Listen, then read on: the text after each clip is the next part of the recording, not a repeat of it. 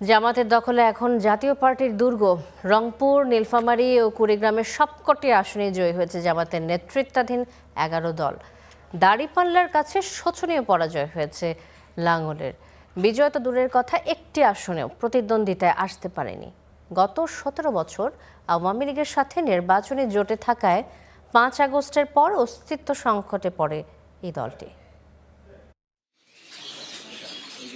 এবারের নির্বাচনে রংপুর বিভাগের ৩৩টি সংসদীয় আসনের মধ্যে ৩০টিতে জাতীয় পার্টি প্রার্থী দেয়। তবে দুর্ভাগ্যের বিষয়, একটি আসনেও জয় পায়নি হাসিনা আমলে কথিত এই বিরোধী দল। জাতীয় পার্টির এই দুর্গে বিজয় ছিনিয়ে নিয়েছে জামাতে ইসলামী।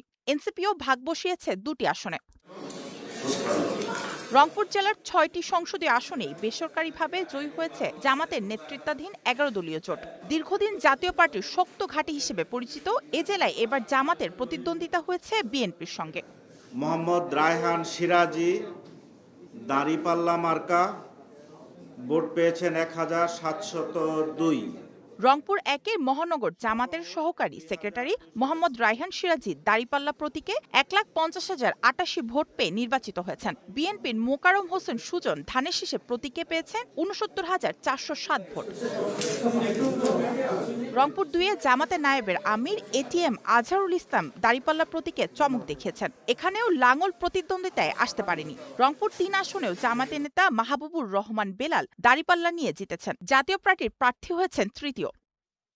রংপুর ৪ আসনে জাতীয় নাগরিক পার্টির সদস্য সচিব আক্তার হোসেন শাপলাকলি প্রতীকে ১,৪৭,৯৪৭ ভোট পেয়ে নির্বাচিত হয়েছেন। এখানেও লাঙ্গলের ভোটেও তেমন কোনো প্রভাব তৈরি করতে পারেনি। রংপুর ৫-এ দাঁড়িপাল্লা প্রতীকে পড়েছে ২.৫ লাখ ভোট। মোহাম্মদ নুরুল আমিন দাঁড়িপাল্লা, প্রাপ্ত ভোট ১,২৩৮। রংপুর ৬ আসনে জামাতে অধ্যাপক নুরুল আমিন হারিয়েছেন বিএনপির সাইফুল ইসলামকে। কোনো আসনে জাতীয় পার্টির প্রার্থীরা ভোটার আকর্ষণ করতে পারেনি। রংপুরের ৬টি আসনের মোট ভোটার সংখ্যা ছিল ২৫,৯৯,২০২ জন। বিভিন্ন দল ও স্বতন্ত্র মিলিয়ে মোট ৪৪ জন প্রার্থী প্রতিদ্বন্দ্বিতা করেন। জাতীয় পার্টির ঘাঁটি হিসেবে পরিচিত রংপুরে এবার লাঙ্গল প্রতীকের শক্ত অবস্থান নড়বড়ে হয়ে পড়েছে। রংপুর সহ ৭ জেলার কোনো প্রার্থী পাত্তা পায়নি ভোটারদের কাছে।